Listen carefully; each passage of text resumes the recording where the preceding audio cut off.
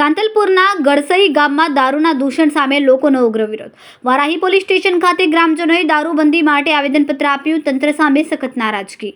ગામમાં દારૂનું ખુલ્લે વેચાણ અને નશાના ઉપદ્રવથી લોકો ત્રાહિમામ. શાંતિભંગ થવાની સ્થિતિ.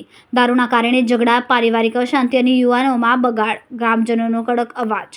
ઠાકોર સેના પણ જોડાઈ. દારૂના પુરવઠા અને વેચાણ પર તરત કડક કાર્યવાહી કરવાની માંગ ઉઠી છે.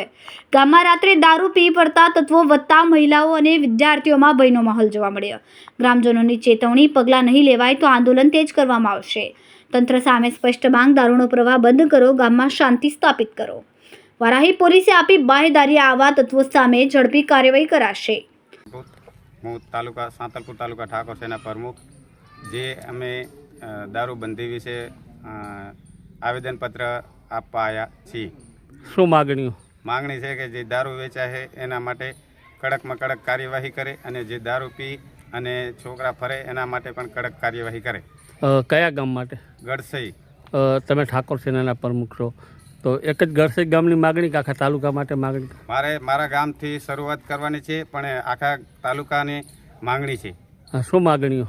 માગણી એવી છે કે વ્યસનોથી દૂર રહે અને દારૂ બંધ થાય એના માટેની કાર્યવાહી કરે. અલ્પેશ ઠાકોર ગુજરાત ક્ષત્રિય ઠાકોર સેનાના અધ્યક્ષ છે. એમની પણ ઝુંબેશ હતી દારૂબંધીની, પણ એ બંધ થઈ ગઈ. વળી ઠાકોર સેનાએ ઉપાડી. શું કહેવા માગો? તે વ્યસનથી મુક્ત થાય એના માટે અમે ઠાકોર સેનાવાળા અને હું પણ માગણી કરું છું.